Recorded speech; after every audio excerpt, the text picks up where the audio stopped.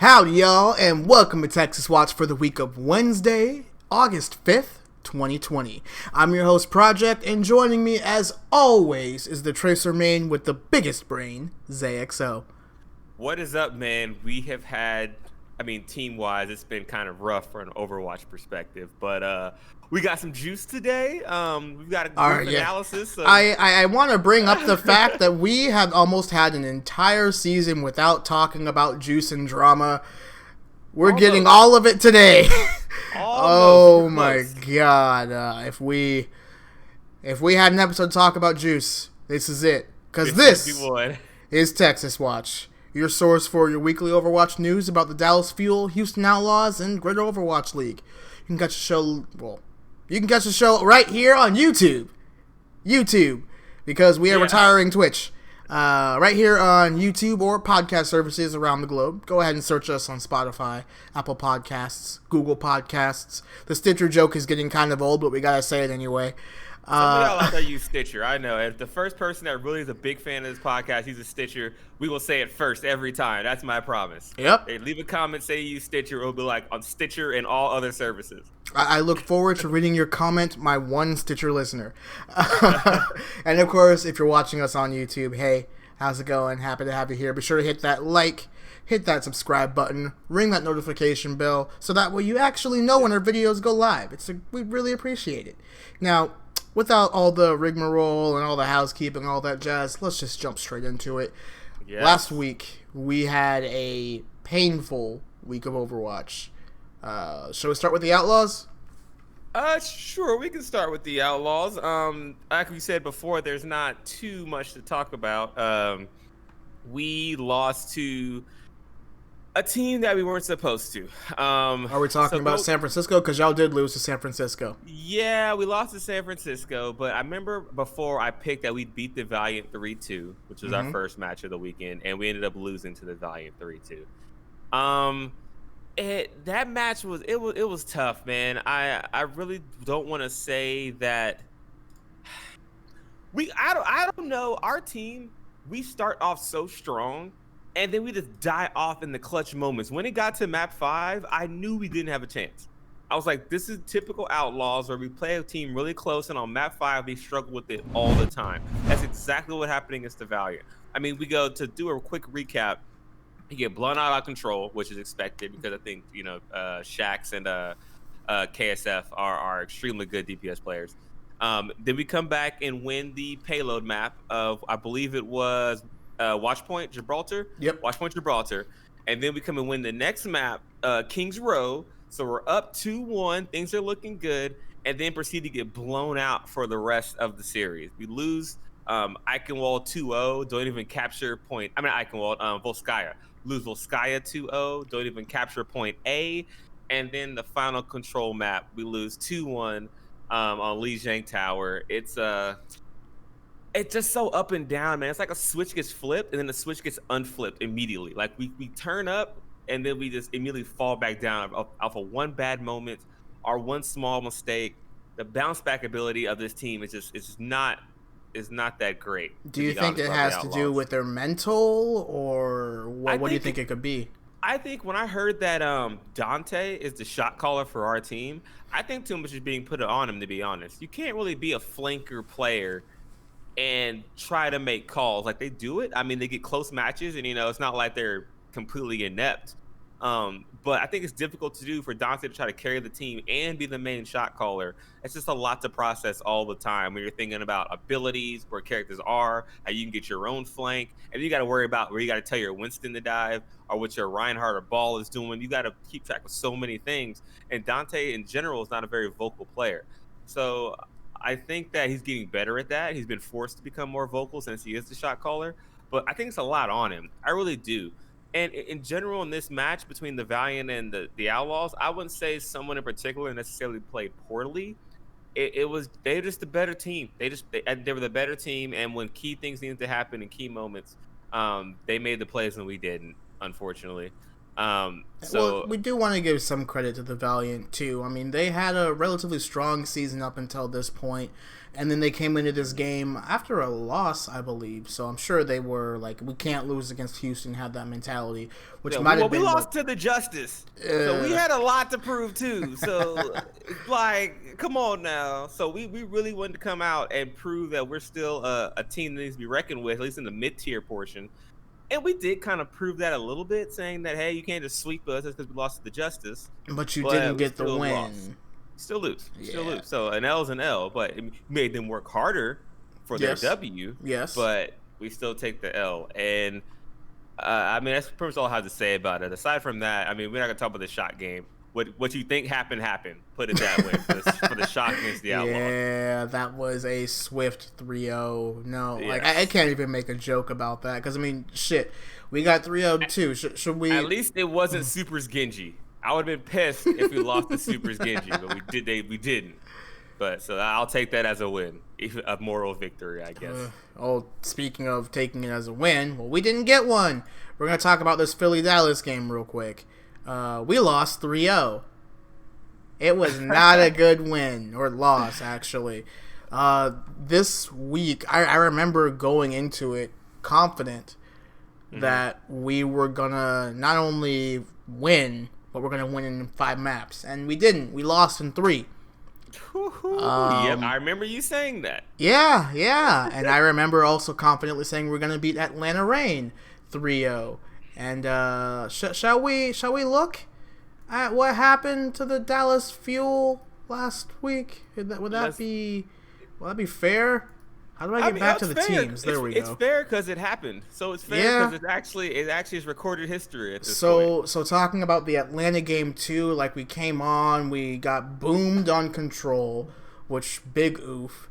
And then okay, they hit us on what is it? Yeah, Gibraltar.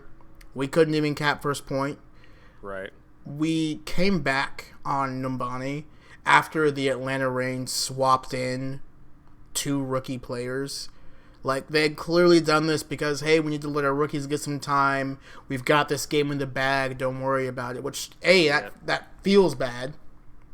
But we've done it. Man. We've done it too, so I'm not guilty of it, you know. But it definitely sucks when it happens to you. And like, then you win. They're like, all right, cool, we got on the board. And then they swapped out their new support, only kept in their new DPS, and brought back in Dogman. And then the Rain proceeded to take us on Hanamura. So the only real analysis I have for these 2 games is the team were clearly boomed. There was definitely something going on behind the scenes, which we should just jump straight into. A lot fucking happened last week in the camp of the Dallas Fuel. Shall we start with the big one? Yeah, where do you go ahead, lead it in. That's your team. Okay. So the first thing that went down. First thing that went down, they just dropped Decay. After the trade deadline. Yeah, well, I'm not worried about that. It's more along the lines of we dropped our star player, and you kind of screwed him over too, because if he can't get picked up by another team because that's the trade deadline and he can't sign free agents. Well, from what we have been told from Hastro, from what we understand, from the things that we have read, Decay didn't want to play. I mean, regardless of if you have a star in your team, I forget who made this comparison, but like if LeBron James just showed up and said, you know what, I don't feel like practicing this week, y'all go ahead. I'm sure like okay, maybe LeBron's as a former devil's advocate, I think this is a history with the Fuel man. Yeah. Rascal Effect, Decay Effect was already kind of, we know after what came out with him, he's not the greatest guy, but he's kind of a bad dude. Effect has redeemed himself a bit. So he's kind of understood his mistake and apologized and seems like has become a better person. Right. But when you guys get big name Korean players, they all quit on y'all. And so my question is, like, Decay's just the latest victim of why is it when Korean players come to this team, whether it be OG that you guys felt was tradable, even though he was playing well for y'all, whether it was now Decay, Rascal was there. Now, Rascal with that team and with previous teams has been said to have an attitude before he even went to the Fuel. So that could be a thing there too. But it just seems like since you're Dallas and you're a big name team, a big market team, it's become a pattern. So my question is, playing devil's advocate, I'm like, yo, what's going on here that the Dallas Fuel keep getting rid of these star Korean players, or they just don't want to play for them? They quit on the team. In all the examples you've given, though, I can tell you what happened with them. Effect was just he got boomed, he had an attitude, and he was going through some shit in his own personal life that eventually affected his play. As he carried you through yes, a chunk of the season. Let's call a spade, yes. Rascal, he had his own behavioral issues, and he didn't want to work with the staff. And because the staff wasn't playing because the team wasn't playing the way he wanted to play, wasn't practicing the way he wanted to practice, that's why he got let go. OG, great player, but he had a bunch of attitude issues. Not attitude, like he had... No, let me finish. He didn't have attitude issues in the same way that Decay had attitude issues. This was more of he just didn't gel very well with the team. It was later revealed that his relationship with the Fuel and their coaching staff wasn't too hot. If you remember at the beginning of the season, when he did eventually get traded to the Gladiators, he posted an image of him stomping on the Fuel jersey, right? At first, people were like, ooh, bad take. But after reading what he's talked about, the interviews that he's been in, it was pretty clear that he just didn't have a good relationship with the coaching staff. On to the next one, Decay. This was just a case of, if you ask me, the player was given too much power in the fact of he was our star player. He was the one carrying us. And because we didn't perform up to his standards, it makes me assume that he just didn't like that, and that's where he got to the mentality of, I'm just not going to play for you guys if you're not going to play how I want you to play. Now, again, we're only speaking of this from outsiders. We're not inside the Fuel dugout. We don't get to know what the hell is going on. Right. Why only Korean players? This hasn't come out from any other players but your Korean players. And, of course, your initial XQC Seagull days. Besides that time and every Korean player you have, there's really no other drama with other players. So I'm just like, what's the deal? Like, that's I think it's pattern, man. I think it's very much team envy, having ways that they practice, having things that they've been doing for years. I mean, the Envy organization is known Swedish for players on your team don't see that the American players are thinking it's okay. Like, everyone else thinks it's okay, and it very well could just be that. The fact that the Korean players are expecting a certain level of practice, they're expecting a certain team camaraderie, team performance, and if they don't get that. And at the same time, we can't say all Korean players this happens to. We still have Gamsu on the team. He's still doing great from what I know. We still have Doha, who, while he is a young player, he's still extremely talented. He's still on the team, still works hard. It's really hard because I don't want to just say it's only the Korean players that we do have. I just think that we just have a difficult time supporting our star players. But that's all about to change. I mean, going on to the next big point. Yep, the next bombshell. The next one, later on that day, they decided to just straight up let go of Arrow. All of Reddit's, hey, fire Arrow shit. Congratulations, it actually fucking happened. The Dallas Fuel tweeted out yesterday, head coach Aaron Arrow Atkins has been released from his position, effective immediately and continuing through the 2020 season. Young Kim will serve as the interim head coach of the Dallas Fuel. Also, they let go of Louis Tickety Labo Wong. He was our other assistant coach. So we had a coaching staff of Arrow, Young, and Tickety, and now it's just Young.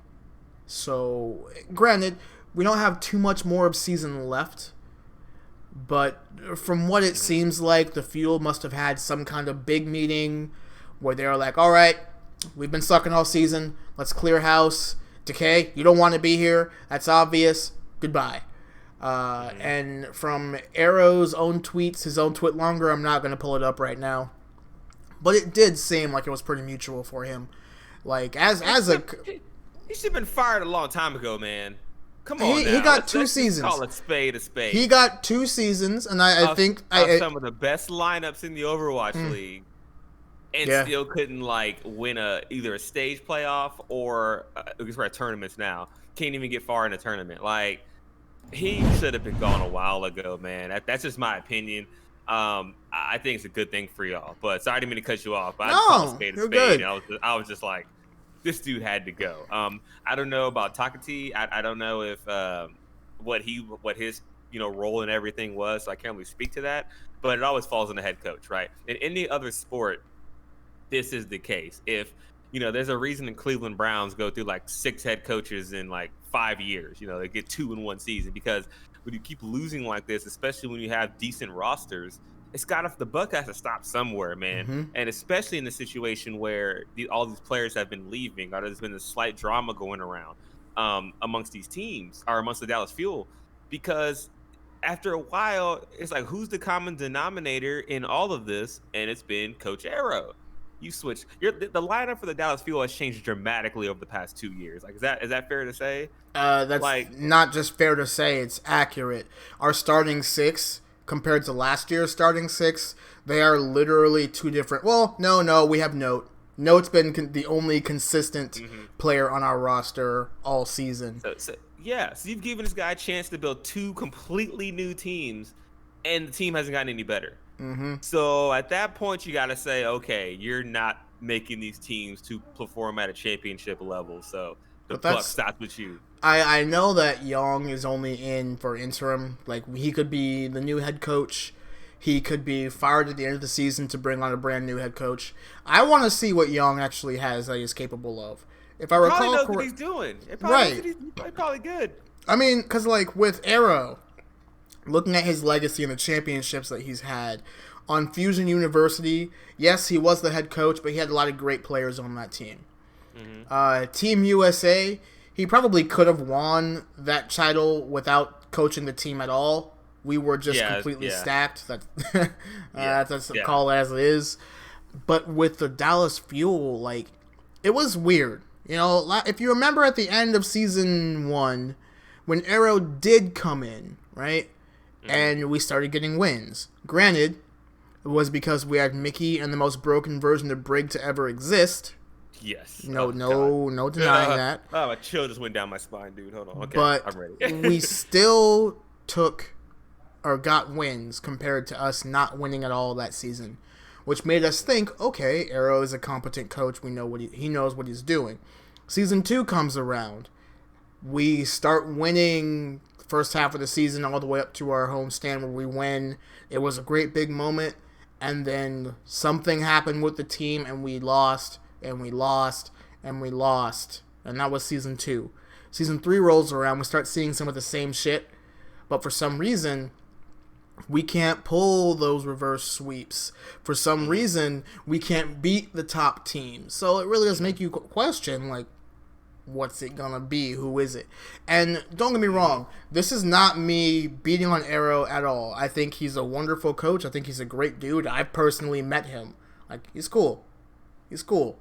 I bet he is. I never said he was a bad guy, but the testament to any person at any job, when it comes to longevity, is how consistent are you? Like, it's easy to come in any new job or something, and everyone doesn't know what to expect. Maybe all your materials and resources are great and you do amazing, but can you keep up that level of consistency? And like you mentioned, those 2 things, at Fusion University, he was stacked. And most of the other tier 2 teams, the resources those teams have are so scattered. Like, some teams get a ton of resources and support. I mean, Fusion University, Philly Fusion, like, they pump money into their tier 2 team. They're owned by Comcast. They have money. He could have asked for anything, like, yo, our players all need foot massagers. And they would get foot massagers. Like, they could get anything they want, all these personal masseuse. Like, and so he had a ton of resources and the best roster. And then, like you mentioned, Team USA was just so stacked. I could have went and coached him and said, click heads, and they would have won the title. Yep. So, and then we get into Overwatch in season 1. They did well because now in Overwatch League, which is one of the great things about this league, is coaching over a long period of time becomes very apparent. There's a reason the San Francisco Shock, yes, they are stacked. That's very true. But Krusty, with all these metas changing, keeps them aware of what's going on, positioned correctly, and he coaches them. You can tell he's a good coach because as these metas shift, the Shock never drop. Every team besides the Shock and maybe the Fusion, but they've had lower dips.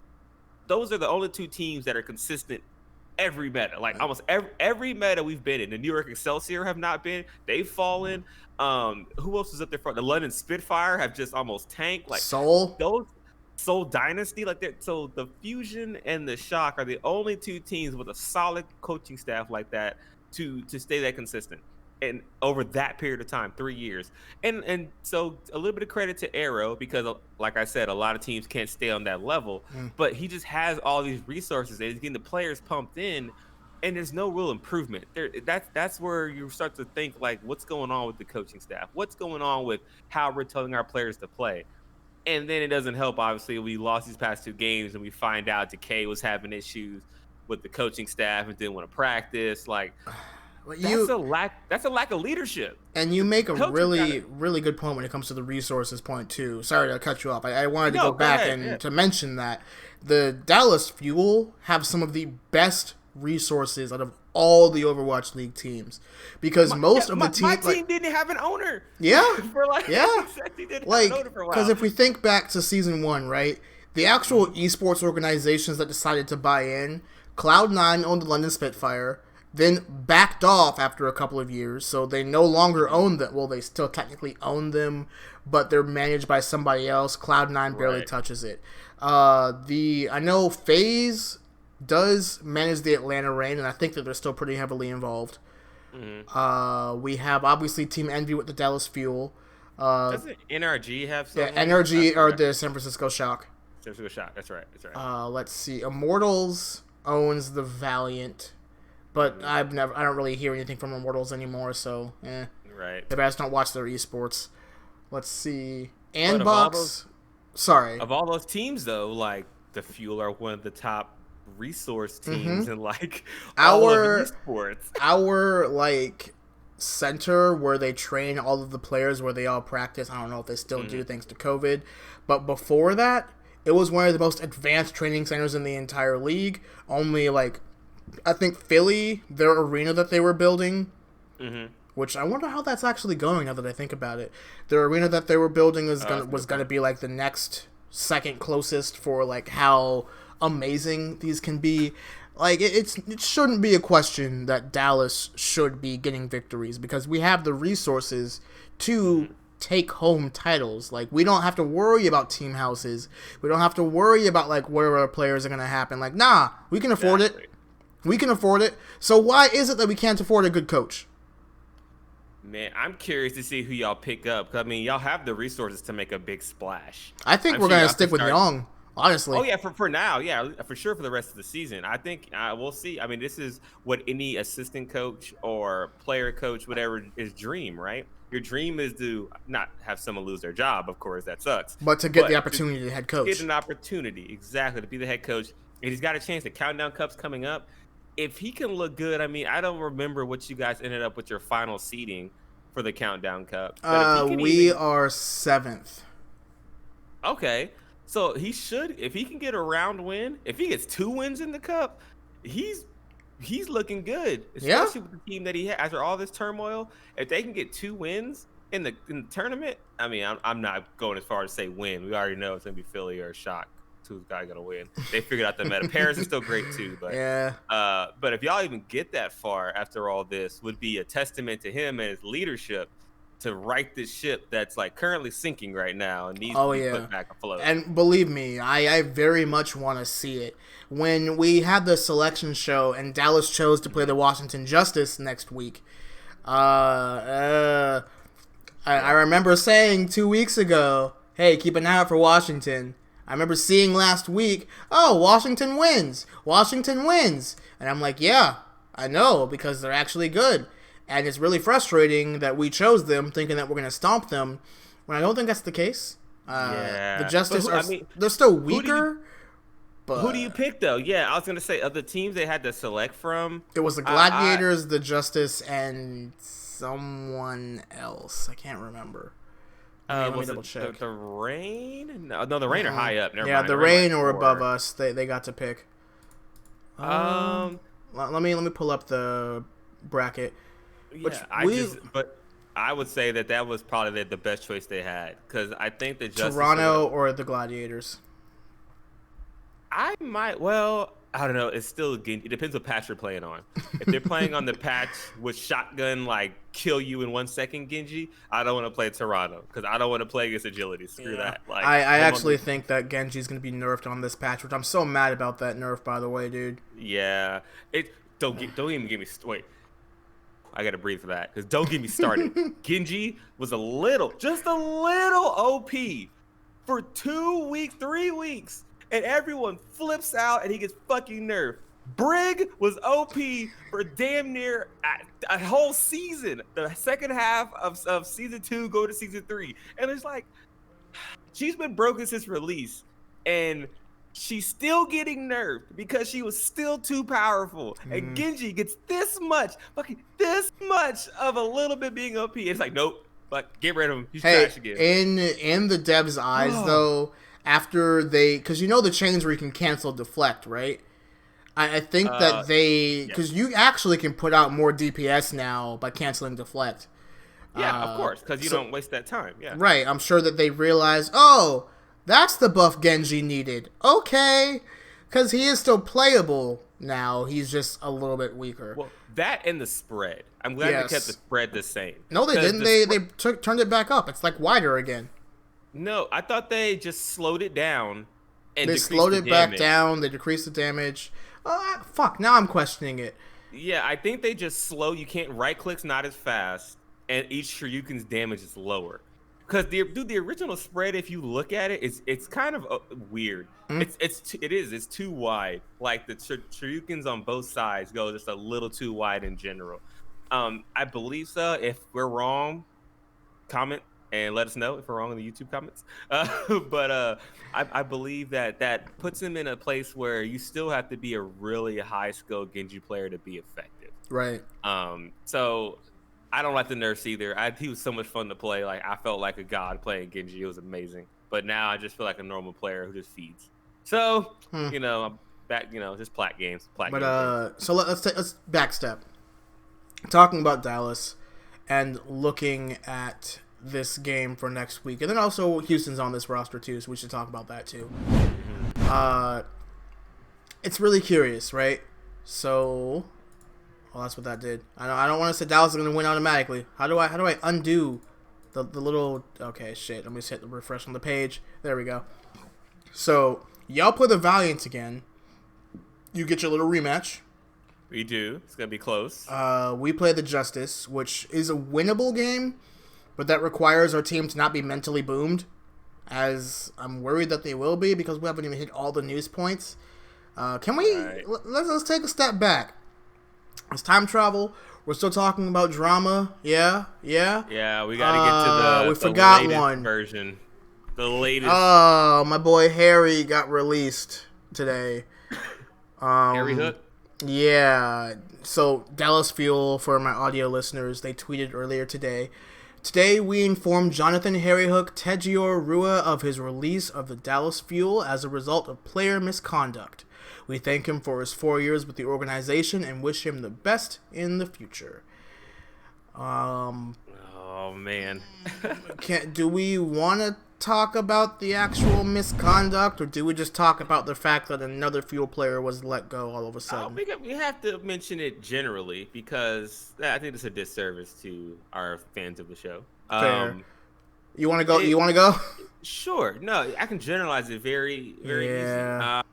He made some misogynistic comments saying that he thought that all women were meat and that they were all basically dumb or whores, and thought that he was right in making those comments. Of course he's not. That's not something you can generalize. When you generalize any race, any religion, or any sex, it's sexism, racism, and misogyny. Like there's no way to go around it, dude. You can't do anything in those categories, man. And that's what he did. And there were receipts. They had evidence, man. Dude. Forward. That's the fucking terrifying thing about today's modern age. And I'm not trying to defend him. I'm not trying to say, like, this is not okay. but like the fact that every conversation that you have online now, especially if you're in a position of power, can and likely will be used against you. Dude, remember when you could just say like songs like "It Go Down in the DM"? You can't even do that no more. If you send something in the DM, that's it. That's It's just gonna going get on the internet. screenshotted. You're gonna Yeah. it's gonna get shared everywhere, and it's like oof. And I kind of feel for the dude just a bit because it was one of those situations to where he said something in his past, and it caught up with him, and he went off on Twitter and stood by the things that he was saying, not apologizing, and wasn't a good look, fam. Yeah, he was just like he basically his defense was I have a right to say that girl's a whore. Um, it's hard for me to be like it's hard for me because like I want to after trying to read the conversation between the two with the information we have we don't know the relationship so Right. it's one woman in particular and I think one other woman said they had heard it before or something as well or got a wind of it or felt that same way but just based on their interaction we don't know the whole story but then he kind of kept digging himself into a hole with a lot of his comments of I have a right to say a whore if she's a whore like what do you mean I can't say what I want to say so you're like, yes, free speech and everything, but free speech on, man. When you're a pro player for a professional sports league, take out esports. For a professional sports league that is franchised, that is owned by shareholders, where you are paid a shit ton of money, plus benefits, plus housing, all of this shit, you unfortunately are put up on a higher standard than everybody else. And you have a job to represent that organization, especially because, well, they're signing your paychecks. That's true. If you say something that the organization does not like, that puts that organization in a bad light, they have every right to get rid of you. Like, I'm sorry, free speech, my ass. Yeah. You don't have free speech when you're a pro player for anything. Yeah, it's kind of funny because it's the same thing with any job or company, right? Like, you can free speech or I guess protest or whatever you want to do, but in the day you work for them, right? They don't have to pay you. This is America. This is at will employment for the majority of jobs.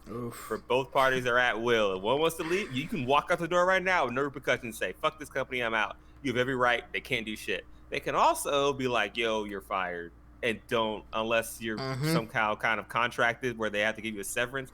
Most of the time, you're not. You just have to go.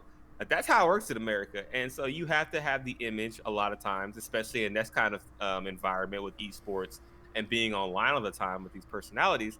You have to be careful with what you say. Yep. You just have to. As much as you may have those personal beliefs, you just can't. They got the receipts, man. And it was from what? No, it was from. I don't remember the dates that she had did it from. It was like early last year, like mid sometime last year. But regardless of the time frame, it's bad. He shouldn't have did it, and now he's paying for it. He's unemployed. The good news is Dallas didn't really need him. I do remember we were playing him real quick. We were playing him for a bit when Closer didn't want to play, and Crimzo was our. I mean, Crimzo has actually been like our starter all season, by the way. Yeah, yes. But Harry played it a bit earlier this season, but then he didn't play again. And it's like, look, this dude was just on the bench. He wasn't playing anytime soon. Like, to me, he was kind of in the same category as AKM, as Unco, as Zach. So we're like, hey, Unco's still in the roster. Anyway, continue. He is, but he is he's playing Valorant. Yeah. He and AKM are literally just biding time until their contract is up, so they can get signed by another Valorant team. It is what it is. Yeah. But it's a shame. Like the worst part though is if because I think he's from like Puerto Rico, Portugal, something with a P. I don't remember. No, he's Spanish, so he's a Spaniard. I just know he's from Spain. Okay, cool. Yeah, he has to go back now. Yeah. Like I think that he was on like a work contract, and I don't know any team that would want to hire a, let's face it, washed up player who got fired for misogyny and misconduct. So I guess I don't know if this has been I don't know if this is repeated behavior or not with him. Like I said, I don't know the guy. This is the first instance publicly we've seen of this. Maybe there are other instances previously. I don't know, but regardless, you shouldn't be saying that kind of stuff.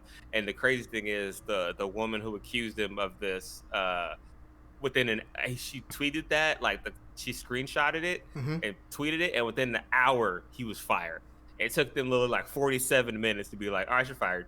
Yeah, that that's was the crazy. power of the internet, So dude. fast. Like, So fast. especially with like accusations like that, you know for a fact that the Dallas Fuel had some kind of like premeditated, like, hey, I have this information just so you guys know. Like, it couldn't have been straight up, oh, Harry, you're fired.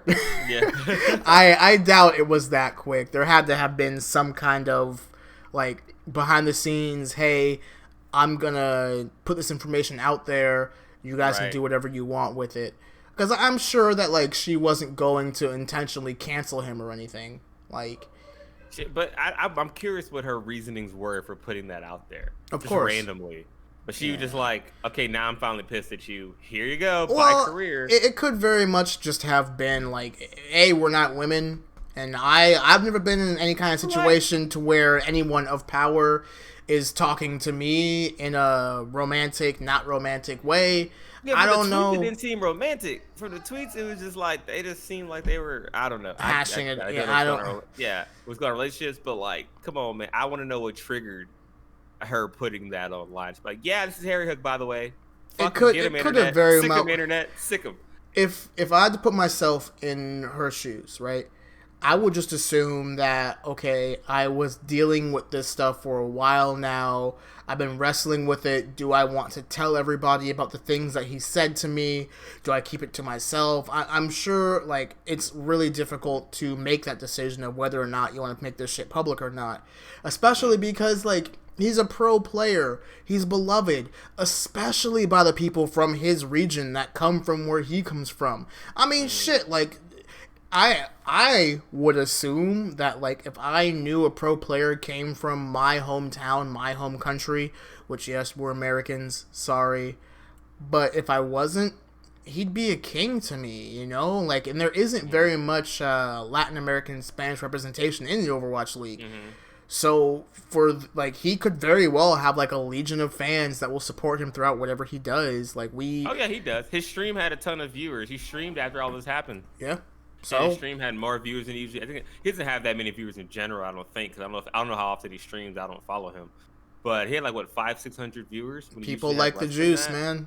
Yeah, people like their juice. It's interesting. It's kind of a whole other conversation topic about how we hold these celebrities to a higher standard, even though they're just people. If you put 200 men in a room, I guarantee you at least 10 or 15, maybe 50 of them are misogynistic. Like, yeah, that is gonna happen. Some people just, this general population just sucks. It's like that. And because he just was good at a video game, he's like that. And now his entire career is over. When there's a guy working at Ross, clothing store, was just as bad, but you tweet out screenshots of what he said, and he still has his job. No one gives a shit. It's the influence, the power that he had. Again, he's a pro player for a professional franchise league. You are held to a higher standard, good sir. And if you can't agree with those standards, then why did you sign the contract? Yeah, I guess. But the moral of the story is, if you're going to be an influencer, you better have a fucking clean slate, because them receipts are coming. Yep. As soon as you get over 1,000 followers, them receipts are coming. So you better make sure your T's are crossed and your I's are dotted, because you'll find it if it's not. I wish the best for Harry.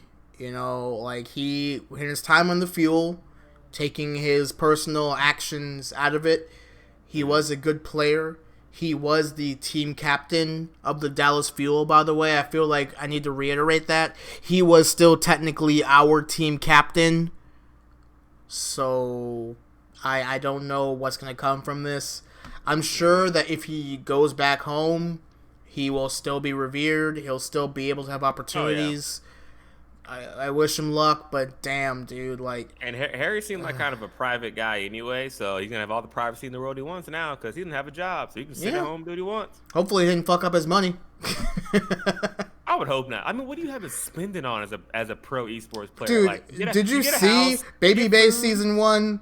Fucking that dude was like, nah, bruh, I'm gonna buy all the shoes, all the chains, all the rings. That dude was flexing on him, and I was like, yep. And then he has a new contract with Valorant, so he's fine. Oh yeah, He's he fine. does. But let's walk away from Drama Watch for a second. Because Overwatch TMZ. that is a subreddit, by the way, and it's mostly trash, but there is some good stuff on there. I recommend it. I love Overwatch TMZ. People put some stupid shit on there, but like that's not even drama, but it's good though. But yeah, let's break off and talk about this tournament this weekend. Yeah.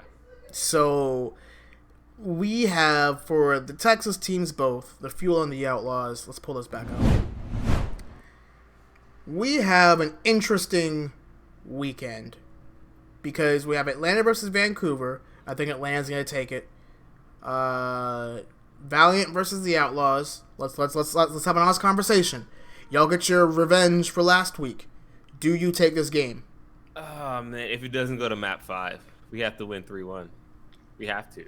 If it goes to map 5, I don't have a lot of faith we can pull it out. I mean, our clutch gene just didn't get born with us. I don't know what it was. I guess we skipped that one. We're like DPS, check. Tanks, good enough. Support line, pretty good. Map 5, no, we'll skip that one. Put that one away. You don't get map 5. That's pretty much how our season and our games have looked like. So, yeah, I think we win. I think we win because I believe in Harsha. I believe Harsha is going to be like, okay, look, and that's another topic I want to bring up too about Harsha. I think he's like, okay, I've seen what they're going to do to us based on these comps. I think I can counter that. But the Valiant, there's arguments that they also have the coach of the year. I forgot his name, but I was following this thread on Twitter where him, Krusty's always in the conversation, but people dismiss that because they're too good. Yeah. Him and God, who was the I'm drawing a blank. What's he coaching for? What team? I think the Dragons coach. It was the Coach Shanghai Moon? Dragons game. Coach Moon, yeah. So they were saying Valiant, the Shanghai Dragons coach were like the top 2 people were saying for coach of the year. And because the Valiant supposedly, remember, the homestand, they weren't supposed to do shit. Yeah, because they played fucking Moneyball and won. Like, we all didn't expect them to be good because they just brought on a shit ton of rookies. And, wait, they're good? Fuck.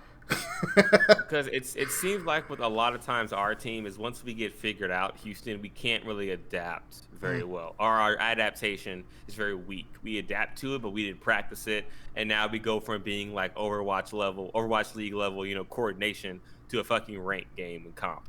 Like it's like the level of quality drops when that happens. So as long as we can kind of get to stick to our guns and the game plan that Harsha brings up is what actually the Valiant run, then I think we have a really good chance to win.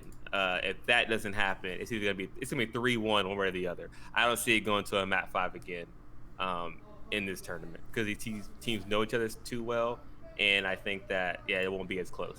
Well, with that, I will say the Outlaws win the game between you two. Personal analysis: the Dallas Fuel versus the Washington Justice. If the team can pull their shit together, this is completely possible. Like, this is not me saying we have the talent, we have the skills, and we have Coach Moon, who I do think he is a capable coach. It's definitely going to be interesting seeing how Dallas plays this weekend, missing two coaches, also not having Decay as a follow-up, but Oni has proven himself to be competent, even with 200 ping. I really feel for the dude. Like, he's playing DPS on 200 ping, and he usually plays hit scans, which is even worse. Yeah, so playing the Widowmaker on 200 ping, so that's just.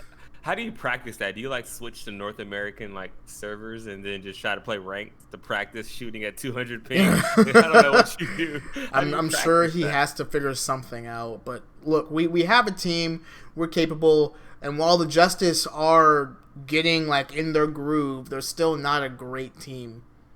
And I think that this is beatable for us. Again, we just got to pull our shit together. This is very possible. We go out 3-1, maybe 3-2. I still think Dallas take this. It was a good decision picking the Justice. And then for Toronto versus the Gladiators, my boy OG's in the Gladiators. So I'm going to say the Gladiators win. Let's continue on this bracket.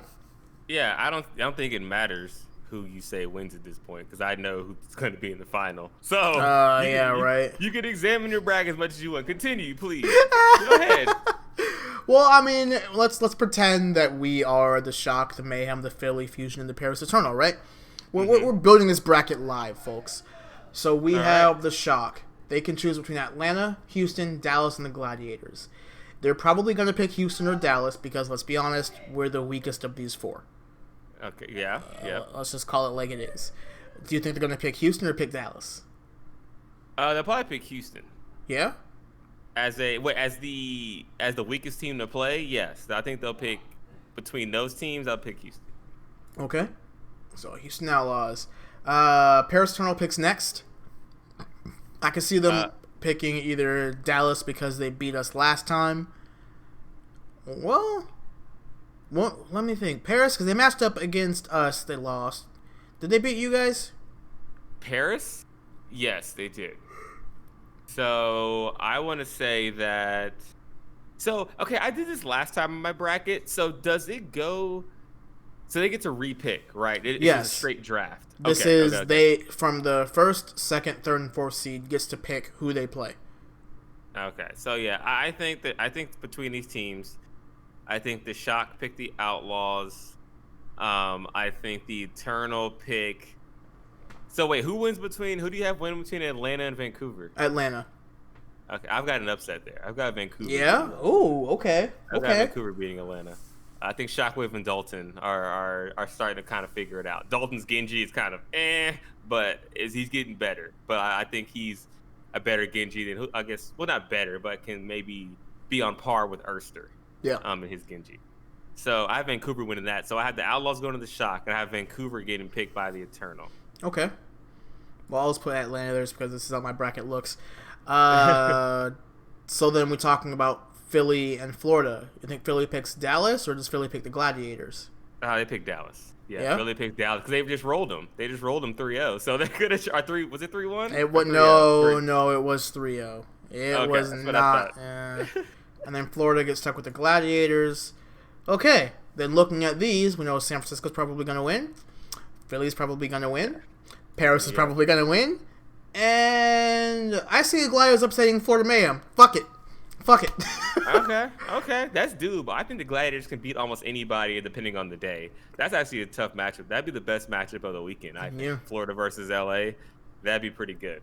And then we're looking at... Oh, sorry. Did you have a different bracket? I still say Florida wins. So I have chalk going into the semifinals. 1, 2, 3, and 4 make it through. Okay. And then we have the Shock versus the Gladiators and the Fusion versus the Eternal. So we get a rematch of last tournament in the semi, which is going to be awesome. And then we have the Shock taking their dub as they usually do. Yeah. I think Philly is going to beat Paris. Honestly, like after watching the Fusion, after how close they have gotten to a title time and time again, they're probably going to want it a bit more. They just look really good. I can only see. I mean, we said this last time, right? We were completely, wrong. Everyone was. Everyone got their bracket wrong last time. I just have the Shock winning this tournament. Yeah, I have the Shock beating the Fusion in the final. I think it'll be a great game, but I just don't. I mean, they just look too good, man. They look so solid. Once again, they figured out this meta, and then there's no more hero pools. So there's no hero pools in this tournament, so they can run whatever they want. I think they have all the players to run any comp they choose. So, I mean, they got Rascal sitting on the bench for the Genji play if they really need one. They signed Tayo. Why is he still on the fucking bench? Like, Rascal is so good. Yeah, they probably bring him out for some reason you need an Echo, but Echo's kind of falling out of the meta a bit. But Rascal's probably one of, if not the best Echo in the league. Like, he's Echoes, and he's one of the first players to be like, all right, well, I know how to play this hero now. Which, quick tangent, they nerfed Echo way too much because, like, you never see her anymore. Yeah, they nerfed her a lot. What was even the nerf? It was so long ago. So it was, they dropped her damage. They reduced the distance on the beam. Mm-hmm. And they slowed down her fly speed. Oh, then yeah, like that's literally her 3 best thing. Did they nerf the right click too? The balls? I'm sure they did. I'm sure because like she had like super high kill potential. She was a flying assassin, but now it's like you can still get picks with her, but you have to be working real hard. Yeah, just at least invest a lot to do it. But hey, that's what they wanted with the character. They got it. Congratulations. Going into this weekend, going back to the Texas teams, it's really a shame that for the third season in a row, we are either at the bottom or the middle of the pack. Like, we still have regular season games after this tournament. I think it's 4 more? I'm not entirely sure. I think the season's over. There's a few more games as far as I know. Let me pull this up. So we go to the next week, and this is the Countdown Cup.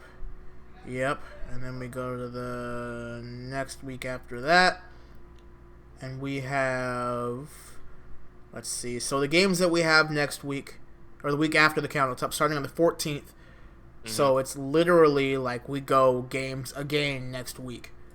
Fuck, we don't get a break. Oof. How many games left, though, is it? Let's see, so Gladiators Fuel, Vancouver Fuel. Y'all don't play again next week. You get a bye all week. Almost I missed something. Fuel Defiant. Fuel Eternal. What the fuck? Do the Outlaws not play for the rest of the season? No way.